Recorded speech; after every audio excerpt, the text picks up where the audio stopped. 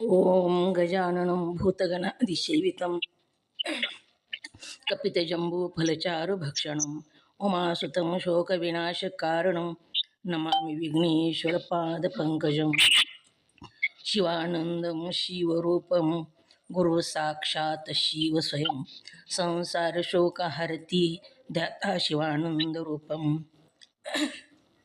ब्रह्मविद्याप्रदायकं साकरे वंशप्रवर्तितं जीवशिवाय भवति ज्ञानेन तत्पदं बोधितं जय मंगलं जय नमः पार्वतीपते शिव हर हर महादेव वंदे श्रीमद्राम सद्गुरुमतिशान्तिशीतया श्रेष्ठं कामादिराक्षसारी भोजनधोत्तत्वबोधसेतुकरम् ओम तत्सत्प्रब्रह्मणे नमः।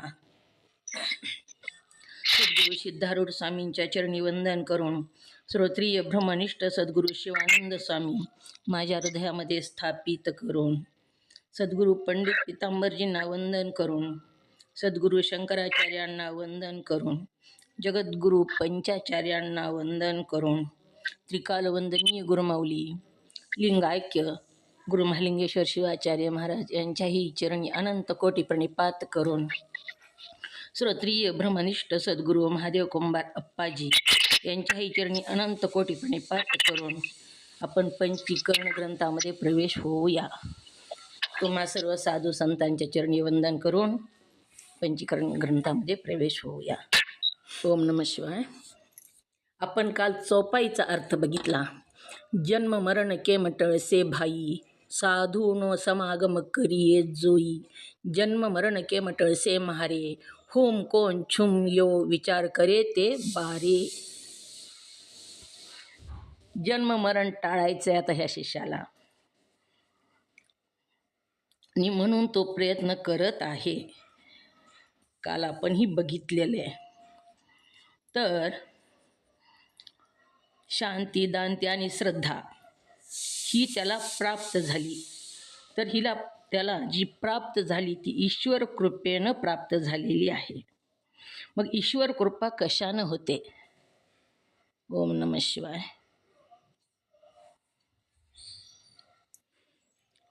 ईश्वर कृपा कशानं होते? कोणत्या साधनेने ईश्वर कृपा होते? ओम नमः शिवाय।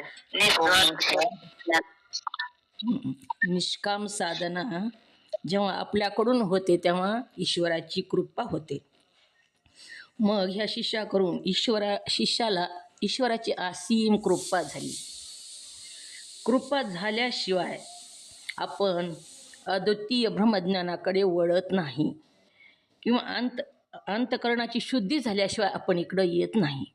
मग अंतकरणाची शुद्धी ईश्वर कृपेनं होते आणि ईश्वराची कृपा निष्काम साधनेनं होते। जसं तरुण्यात प्रवेश झाला की पत्नी आवडते बघा, आणि अंतकरण निर्मळ झालं की मोक्ष आवडतो। हे ज्ञान आवडतं, नाहीतर ह्या ज्ञान आवडत नाही आणि हे समजतही नाही। म्हणून अनेक जन्माचे जी त्यानं सत्कर्म केलेले आहेत त्याचा सगळा समुदाय एकत्र झाला। ती सगळं पुण्य एकत्र होऊन शांती दांती आणि श्रद्धा त्याला प्राप्त झाली आणि ते गुरुच्या शोधात निघालेलं आहे। गुरु ओम नमः शिवाय। ओम नमः शिवाय। दांतीचा अर्थ काय म्हणला? दांती म्हणजे आता पुढे आले बघा, तिथं मी म्हणजे दृष्टांत देऊन सांगते। पुढे आले त्याचं दांती म्हणजे दमधर आपण म्हणतो की उतावीळपणा करू नको, दमधर म्हणजे दांती ही देवामध्ये असते। देवांना देव भोगी असतात म्हणून दांती ही गुण देवामध्ये असतो। माणसं लोभी असतात, मनुष्य प्राणी लोभी असतो आणि देव मात्र भोगी असतात। म्हणून ब्रह्मदेवाला एकदा राक्षसांनी विचारलं दचा अर्थ काय? तेव्हा ब्रह्मदेवानी सांगितलं दचा अर्थ दया म्हणून सांगितलेलं आहे। असं का सांगितलं तर राक्षस क्रूर असतात आणि त्यांना दयाची आवश्यकता असते, त्यांच्यामध्ये दया अजिबात नसते। म्हणून राक्षसांनी जेव्हा ब्रह्मदेवाला विचारलं दचा अर्थ काय? तेव्हा त्यांनी दया सांगितलं. देवानी जेव्हा ब्रह्मदेवाला विचारलं दचा अर्थ काय, तेव्हा त्यांनी दांती सांगितलेले दम हा अर्थ सांगितला. आणि मानवाने विचारलं दचा अर्थ काय, तर मानव लोभी असतो म्हणून मानवाला दचा अर्थ दान सांगितलेला आहे. म्हणून मानवाने दान धर्म करावा, राक्षसांनी दया करावी आणि देवानी दम धरावा. दांती श्रद्धा म्हणजे ही ईश्वराचं स्वरूप, आपल्या आत्म्याचं स्वरूप जाणून घेत असताना अंतःकरणाची एकाग्रता ज्याची होते, अंतःकरण एकाग्र होऊन हे ज्ञान त्याला ऐकावं वाटतं, ह्या ज्ञानामध्ये त्याला गोडी वाटते आणि त्याला श्रद्धा असं म्हणतात. आणि गोडी उत्पन्न झाल्याशिवाय आपण वेळेला जॉईनसुद्धा होत नाहीत. आपल्यामध्ये सुद्धा श्रद्धा ही गुण आलेला आहे. म्हणूनच तुम्ही वेळेच्या आधी हा मोबाईल घेऊन बसता. प्रत्येकाला काम असतं, पण तेवढं आवरून तुम्ही ह्या मोबाईलवर येता, म्हणून तुमच्यामध्ये सुद्धा श्रद्धा आहे. ह्याला श्रद्धा असं म्हटलेलं आहे. इत्यादी साधनांनी संपन्न झाला तो शिष्य आणि विचारलेले मी आता कुठं जाऊ आणि काय करू, आपण हे बघितलं का? तेव्हा सांगितलं की सद्गुरूचा समागम केल्याने जन्ममरणाचे क्लेश निवृत्त होतात. मग कशानंही जन्ममरण चुकेल असं त्याने विचारलं. तेव्हा जन्ममरण चुकण्यासाठी सद्गुरूकडं जावं लागतं,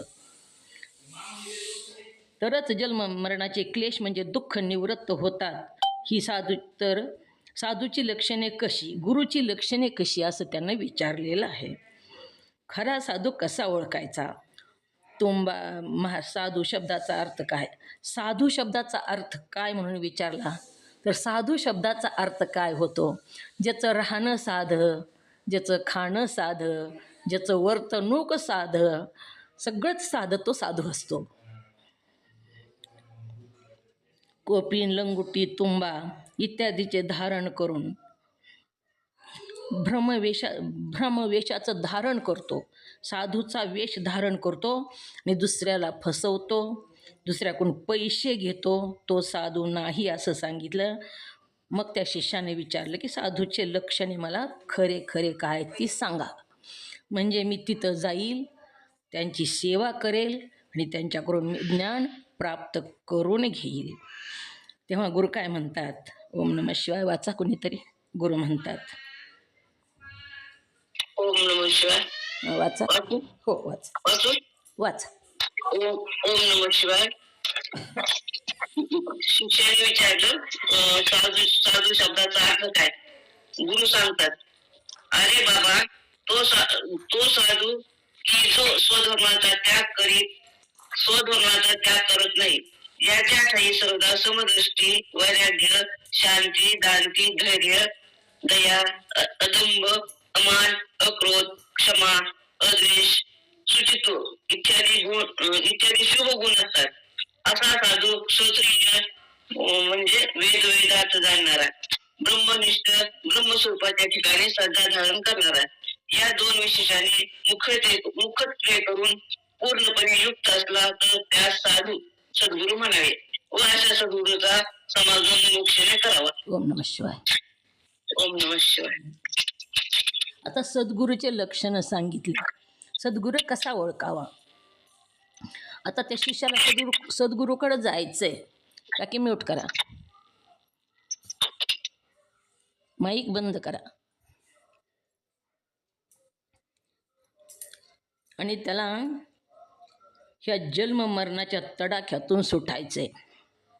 त्याला तीव्र इच्छा झालेली आहे. म्हणून सद्गुरूचे लक्षण विचारले त्यानं आणि सद्गुरूने सुद्धा सांगितले. काय म्हणतात सद्गुरू? अरे बाबा, तो साधू की जो स्वधर्माचा त्याग करत नाही. साधू कुणाला म्हणावं? अरे बाबा म्हणतात, समजून सांगतात, गोडीनं बोलतात. अरे बाबा, तो साधू की जो स्वधर्माचा त्याग करत नाही. काही जरी झालं तरी स्वधर्माचा त्याग करत नाही. आता धर्म कशाला म्हणावं? धर्माची व्याख्या लिहून घ्या. स्वतंत्र न राहता अन्य आश्रित राहतो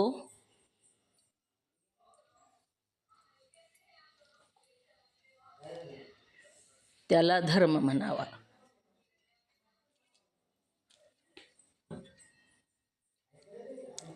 स्वतंत्र न राहता अन्याच्या आश्रित राहतो त्याला धर्म म्हणावा.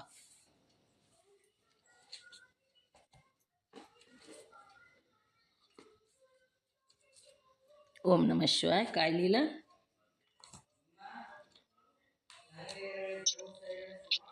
ओम नमः शिवाय. धर्म कशाच म्हणावे? स्वतंत्र न राहता अन्य आश्रित राहतो त्याला धर्म म्हणायचे. अन्य नाही, आणखीन एक शब्द राहिला कोणता तरी. हो, तसंच आहे, तसंच आहे. दुसऱ्याच्या स्वतंत्र न राहता अन्याच्या आश्रय राहतो त्याला धर्म म्हणावा. अन्याच्या बरोबर. स्वतंत्र न राहता अन्याच्या आश्रित राहतो त्याला धर्म म्हणावे. धर्म म्हणावा. अरे बाबा, तो साधू. सगळ्यांनी लिहिलं का? दुसरं कुणी? ओम नमः शिवाय.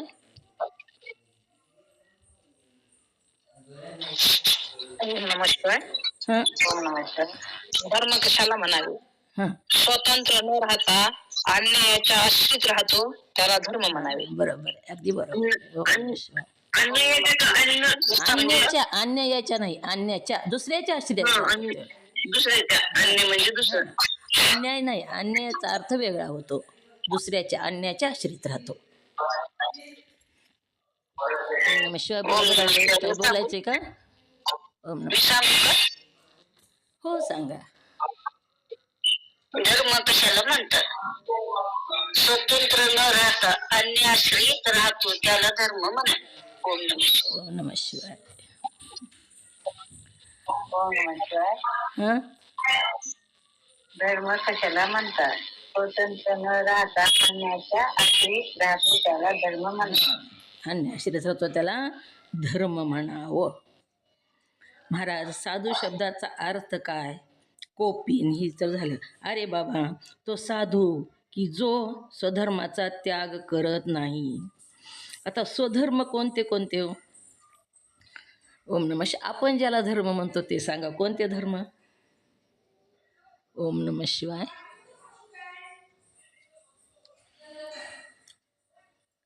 कोणता आहे आपला धर्म प्रत्येकाचा? आपण ज्या धर्मानं वागतो ते इथला ह्या चालू ध्येयामधला तो धर्म आहे. धर्म, अर्थ, काम आणि मोक्ष एके दिवशी कोणीतरी विचारलं होतं मला.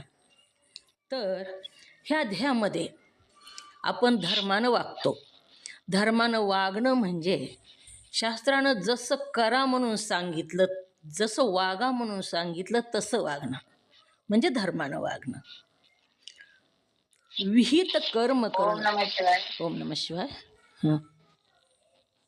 जागा आपल्या स्वधर्माने वागा. निजू नका जागा जागा आपल्या स्वधर्माने वागा. निजू नका म्हणजे सावध व्हा. आपण झोपलेलेच आहेत बघा. आता थोडे थोडे डोळे उघडायलेत, उगा थोडे थोडे, ती पण स्पष्ट काहीच दिसत नाही आपल्याला अजून. म्हणून साधू संतांनी सांगितलेले निजू नका जागा जागा आपल्या स्वधर्माने वागा. तर या स्थूल ध्येयाचा धर्म सांगितला. ही धर्म सांगितले. स्वधर्माने वागणं म्हणजे माणसाने माणसासारखं वागावं. मनुष्य धर्म आहे हा. आपण माणसाच्या जन्माला आलो त्यावेळेसचा हा धर्म आहे, मनुष्य धर्म. धर्म अर्थ म्हणजे पैसा कमावणं. धर्म, अर्थ आणि मोक्ष ही 3 पुरुषार्थ आहेत. धर्मानं वागावं म्हणजे लोकाच्या मुंड्या मोडून पैसा कमवू नये. जोडोनिया धन उत्तम व्यवहारे, उदास विचारे वर्तावे हो. धन तर कमवावं, पण कशानं कमवावं? तर उत्तम व्यवहार करून कमवावं. धन कमवू नका असं सांगितलेलं नाही शास्त्रानं. धन कमवा, तिन्ही पुरुषार्थ करा. धर्म, अर्थ, काम, मोक्ष. धर्मानं वागा, पैसाही कमवा आणि उपभोग सुद्धा घ्या. काम आणि म्हणजे काम. प्रजा उत्पत्ती करा, उपभोग घ्या आणि मोक्षाची प्राप्ती करून घ्या. ह्याच ध्येयामध्ये. ओम नमः ओम नमः शिवाय. हां परद्रव्य परनारी, परद्रव्य परनारी, याचा विचार तू धरी. परद्रव्य परनारी. ओम नमः शिवाय. ओम नमः शिवाय. छान दिलं, प्रमाण चांगलं दिलं. बघा धर्म काय काय म्हणतो. धर्म ह्याच्यातूनच, ह्या अभंगाच्या, ह्या साधू संतांच्या ह्याच्यातूनच कळतं. परद्रव्ये आणि परनारी जी शास्त्रानं करून नका सांगितलं ते करू नये, ही सगळं शास्त्रात सांगितलेलं आहे. दुसऱ्याचं धन, दुसऱ्याची पत्नी, दुसऱ्याचं कोणतंच हरण करू नये. धन ह्याचा विंटाळ करावा आणि विहित कर्म करून, निषिद्ध कर्म करू नये तर विहित कर्म करून, म्हणजे चांगलं कर्म, चांगल्या सत्याच्या मार्गावर चलून धन कमवावं. धर्म, अर्थ, काम आणि मोक्ष चारीही पुरुषार्थ करून घ्यावे. अर्थ म्हणजे पैसा कमवणं, काम म्हणजे वासनापूर्ती आणि मोक्ष म्हणजे मोक्षाची प्राप्ती. ही आपल्या स्थूल देहाचे धर्म सांगितले इथं. पण आता धर्माची तुम्हाला जी व्याख्या मी लिहून दिली, ती धर्म स्वतंत्र न राहता अन्य आश्रित राहतो. म्हणजे देहाचा धर्म. बघा, ती जन्म आणि मरण हा देहाचा धर्म आहे इथं. आणि हा जन्म मरण आपल्याला स्वतंत्र आहे का हो? दुसऱ्याच्या आश्रित आहे. म्हणून स्वतंत्र न राहता अन्य आश्रित राहतो, त्याला धर्म असं म्हणावं. आपल्या स्थूल देहाचेही धर्म सांगितले, पण इथं धर्म कशाला म्हटलेलं आहे? आपण आपल्या आत्मस्वरूपाला ओळखून, मी कोण आहे ही ओळखून, मीला ओळखून चालावं, म्हणजे तेच आपला धर्म आहे. अधिष्ठानाला पकडणं म्हणजेच इथं धर्म सांगितलेला आहे. अरे बाबा, स्वधर्माचा त्याग करीत नाही, त्याच्या ठाई सर्वदा समदृष्टी. आता ज्याची समदृष्टी असते, ज्याला ज्ञान प्राप्त झालं, बघा, ज्ञान प्राप्त झालं त्याला समदृष्टी आलेली असते. इथं मुमुक्षुला समदृष्टी. जिज्ञासू, काल कोणी विचारलं होतं जिज्ञासूचा अर्थ? ओम नमः शिवाय. कुणी विचारला होता अर्थ काल, जिज्ञासू कशाला म्हणतात म्हणून? तर जिज्ञासू कशाला म्हणावं? जिज्ञासू भक्ताचा प्रकार आहेत बघा, 4. अर्थभक्त, अर्थार्थी भक्त, जिज्ञासू आणि ज्ञानी. ही साधना करणारे साधक आहेत, भक्त आहेत ही. आता अर्थ 3ऱ्या क्रमांकाचं जिज्ञासू भक्त आहे, जिज्ञासू साधक आहे, जिज्ञासू शिष्य 3ऱ्या क्रमांक. ओम नमः शिवाय. ओम नमः शिवाय. अर्थभक्त, अर्थार्थी, जिज्ञासू कशाला म्हणावं ते सांगा. ओम नमः शिवाय. 3रा क्रमांक आहे, आधी पहिला क्रमांक सांगावा लागेल.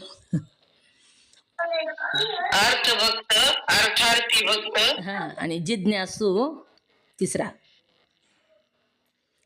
आणि 4था ज्ञानी. पहिल्यापासून सांगा. 4था ज्ञानी, ज्ञानी भक्त. अर्थभक्त,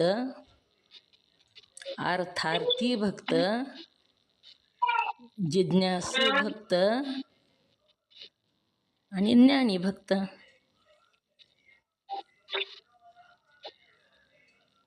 ओम नमः शिवाय. काय लिहिलं मी नाताई? सांगा बाकी. ओम नमः शिवाय. हां, अर्थभक्त, अर्थार्थी भक्त, जिज्ञासू भक्त आणि ज्ञानी भक्त. ओम नमः शिवाय. ओम नमः शिवाय. 4 प्रकार भक्ताचे आहेत. सांगा दुसरं. असे 4 प्रकार भक्ताचे आहेत. बरांडे ताई लिहायचंय का? कधी लिहिलं? ओम नमः शिवाय. लिहिलं का? हां. आता अर्थभक्त कशाला म्हणावं? जेव्हा भक्तीमध्ये प्रवेश होतो आपला, आपण भक्ती करायला सुरुवात करतो तेव्हा काहीतरी प्राप्त केल्याशिवाय आपण तिकडं जातच नाही बघा देवाकडं. काही ना काही पाहिजे असतं आपल्याला आणि त्याच्यासाठी आपण देवाकडं जातो. असा जो भक्त ओम नम शिवाय म्यूट करा ताई, मीनाताई. अर्थभक्त काहीतरी अपेक्षा घेऊन आपण देवाकडं जातो, कामना घेऊन देवाकडं जातो, त्याला अर्थभक्त असं म्हटलेलं आहे. ती कशी? ओम नमः शिवाय लिहून घ्यायचे का? नाही, एवढं नाही लिहून घ्यायचं, हे समजून घ्यायचं. फक्त 4 प्रकार लिहून घ्या, ही फक्त लक्षात ठेवायचं, समजून घ्यायचं. त्यालाच अर्थभक्त असं म्हटलेले. पहिला अर्थ, जसं आता एका गावामध्ये श्रावण महिना सुरू झाला बघा, आणि श्रावण महिना सुरू झाला म्हणून तो धार्मिक व्यक्ती होता. त्याला वाटलं महिनाभर काहीतरी आपण सत्कार्य करावं, म्हणून त्यानं काय केलं, महिनाभर कीर्तनं ठेवले रोज. मग लोक कीर्तनाला सुरुवातीला आले 8 दिवस, पण पुन्हा कुणीच कीर्तनाला येईना झालं. त्याला काळजी वाटू लागली. त्याला वाटू लागलं एवढे पैसे मी खर्च केले, मोठमोठे कीर्तनकार बोलावले, आणि लोक जर नाही आले तर कुणाला हे लोक कीर्तनं सांगतील, मी उगाच ही आयोजन केलं असं त्याला वाटू लागलं. परंतु त्याचा जो मंत्री होता, सल्लागार मंत्री म्हणजे जवळचा, तो म्हणाला, मित्रा काळजी करू नकोस म्हणला, गर्दी वाढवायची आपल्या मनावर आहे. तेव्हा ज्यानं कीर्तन आयोजित केले होते तो म्हणू लागला, अरे कुणीच कीर्तनाला येईना, 8 दिवस लोक आले आणि पुन्हा येईना तर कशी गर्दी वाढणार. तेव्हा त्याने एक उपाय सांगितला. तो म्हणला, एवढा खर्च केलास, अजून थोडा खर्च कर. काय करायचं सांग म्हणला तो, ज्यानं कीर्तन आयोजित केले होते ते, त्या मित्राला. तेव्हा तो मित्र म्हणाला, काही नाही म्हणला, रेशनची 10 पोते साखर आण म्हणला, आणि पाव किलोचे पोळे कर, आणि प्रत्येक माणसाला 1 पोळा दे. पहिल्या दिवशीपेक्षा दुप्पट दुसऱ्या दिवशी गर्दी, दुसऱ्या दिवशीपेक्षा दुप्पट तिसऱ्या दिवशी गर्दी झाली. 80 वर्षाचे म्हातारे, 5 वर्षाचे मुलंसुद्धा कीर्तनाला येऊ लागले. 80 वर्षाचं म्हातारे कीर्तनाला यायचं नाही. सुनबाईला म्हणू लागलं, सुनबाई मला नको गं कीर्तनाला, आज मला चलावं वाटत नाही, मला ऐकूही येत नाही, तरी कीर्तनाला मी कशाला येऊ. ती सुनबाई म्हणते, मी तुम्हाला धरून नेते,